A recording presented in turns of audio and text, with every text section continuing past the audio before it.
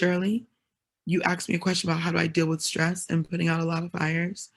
I'm going to be really transparent. Sometimes I'm not good at it and I just feel the feels. And sometimes I'm just overwhelmed. But then what I do, here's a lesson for you guys. And Beverly, I think we should pull this out as a separate training, like a mini training. You guys have to choose your emotional home on this journey. You all are going to land dream jobs. It's not a matter of if, it's a matter of when. You can choose to be utterly miserable on the way and stressed and depressed and sad and woe is me. Or you can choose every day, because you'll probably have to do it every day, joy, hope, and belief that this can happen through the grace of God. You have to choose your emotional home. I want you guys to remember that. Where are you going to live emotionally? Because it doesn't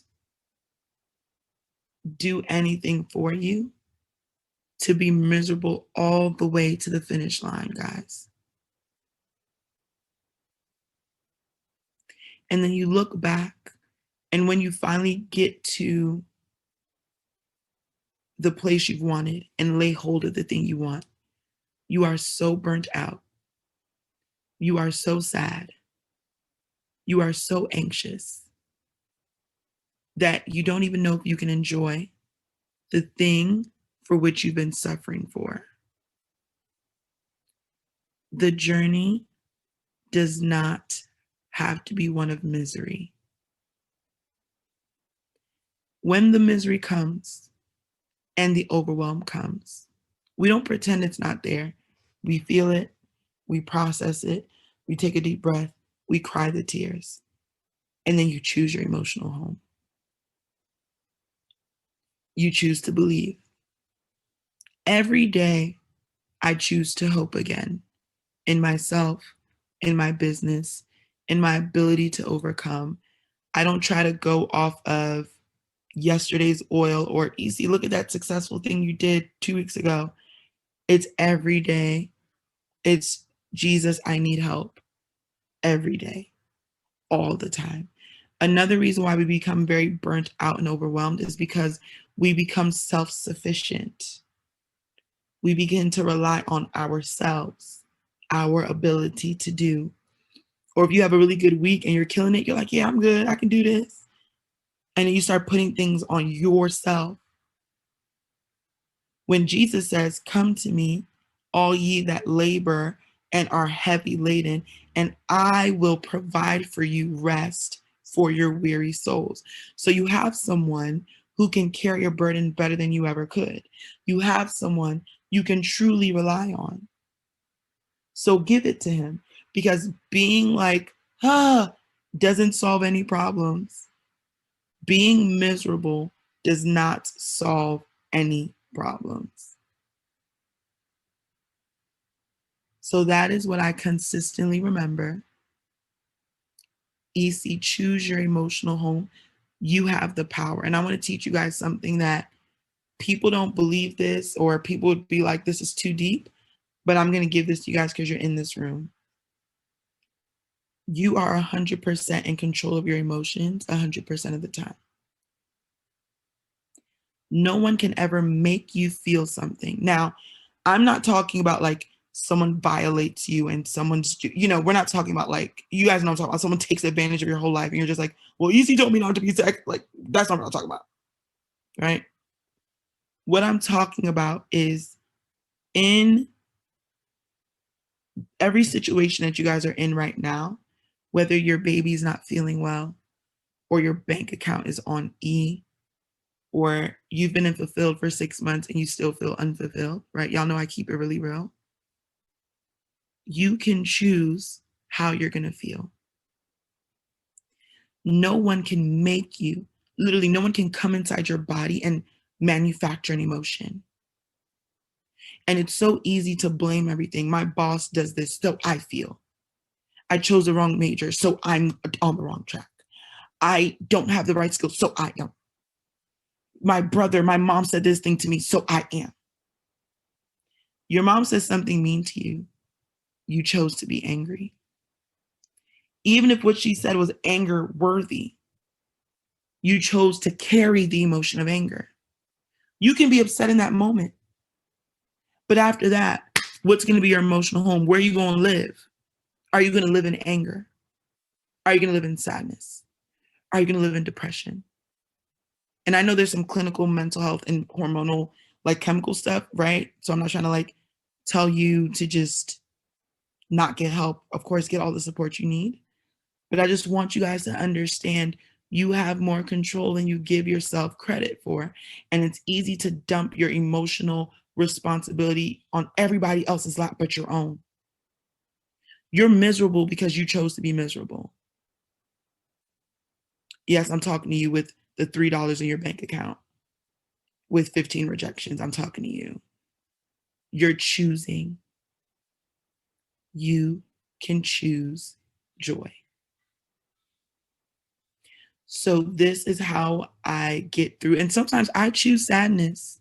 And guess what? I'm quite aware I'm choosing sadness. I don't do the woe is me, my life.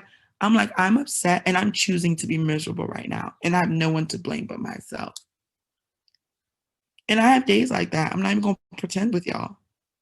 But I have many less days than I used to because I'm emotionally stronger. And I know that I can choose my emotional home because I have a choice and I have the power. So I wanted to spend a bit more time on that because this is going to be a separate training that you guys can listen to in Fulfilled in the mindset part about choosing your emotional home. So that's how I deal when things are tough. And then I have Jesus who, duh, is way better, way stronger than I ever could be. And I literally just dump things at his feet and I just walk away. I'm like, okay, take care of that. Thank you. Love you. Bye. And that helps too. So I do. You know why I think that's profound for you to say and for the women on the call to hear? Because everybody's got their own journey, right? So don't think that my life is perfect or Ife's life is perfect, or we don't go through what we go through. Because we all go through it, not just being a human being and being real. So when you give it, I physically watch, I give my problem to God and I say, am I lifting it and putting it in his lap? And the one thing I've noticed about me, because similar to Ife, there's days I'm like, what the bleep, bleep, bleep? I don't accept help, right? So I don't care. And this is the truth. People are like, I don't have a village. I don't have blah, blah, blah. There are strangers on the street. It's like, let me just open the door for you. And I'm like, I could open the door myself, right? I can open my bag myself. And we need to learn to be okay with accepting help because God sends angels to us all the time, whether we're walking on the street or whatever, where people that you wouldn't even expect to usher help into your space. I often am like, I don't need that. Or, my immediate response is, I can do it myself.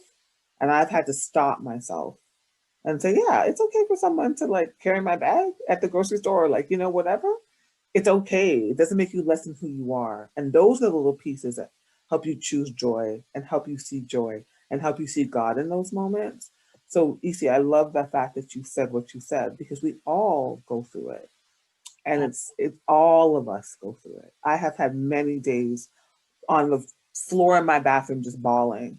Yeah. And many days. And then when I'm like, a year from now, is it going to be different? And a year from now, it's different. Mm. It's the faith and trust that you have to have in order for you to go forward. So your question, I'm so happy you asked that, Shirley, because I think a lot of people think about it and maybe not are afraid to say it. But we all go through it.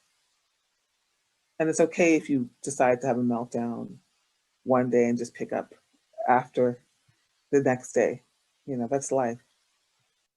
I don't feel like I can though. That's the thing that sucks. I don't feel like I've been able to be like a fully processed version of myself in a long time because I have to be on as much as I have had to be. So I don't know how to say that. I'm not given the space to be able to do that because it's only me and her. Yeah.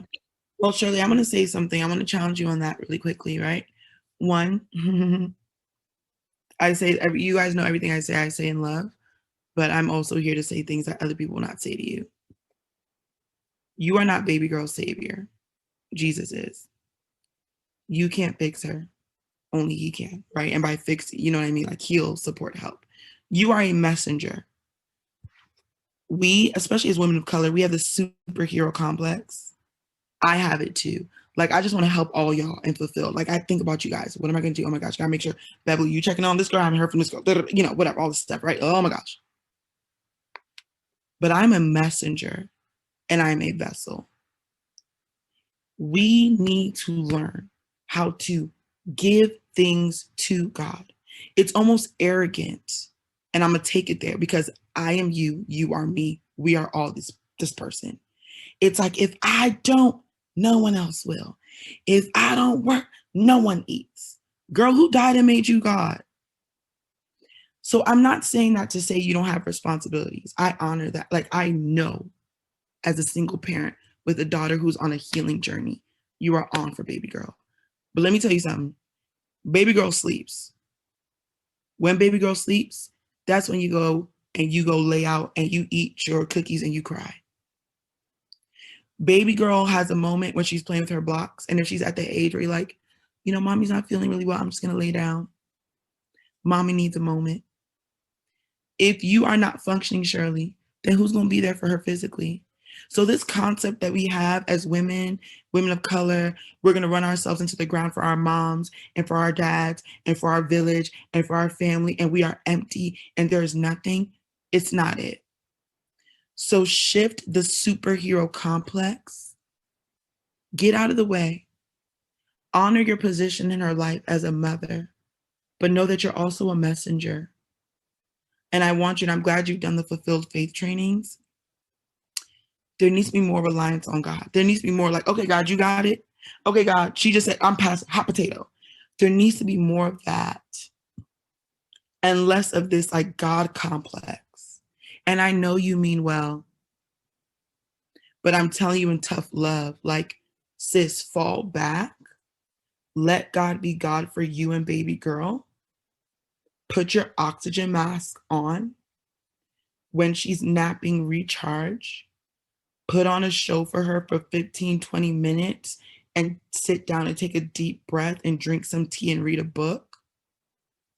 You don't have to be at her beck and call every second, right? She's not fragile. She is strong and growing day by day. So don't think you need to like overcompensate, over show up and like kill yourself. She is getting stronger every day by God's grace.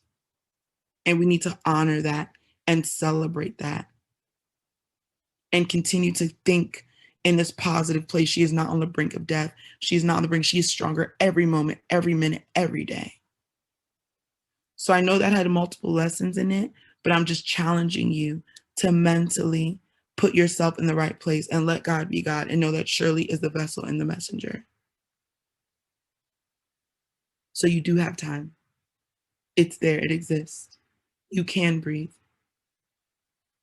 If you're homeschooling her and she doesn't need to do math today, or math is only 10 minutes instead of 30, then math is going to be 10 minutes. And Shirley's going to go rest for 20 minutes. And sis is going to watch Coco Melon. And that's on that. Like, that's what we're doing on this fine. That's legit what's happening right now, by the way. Literally. So just more balance, more grace, more kindness to Shirley. Okay?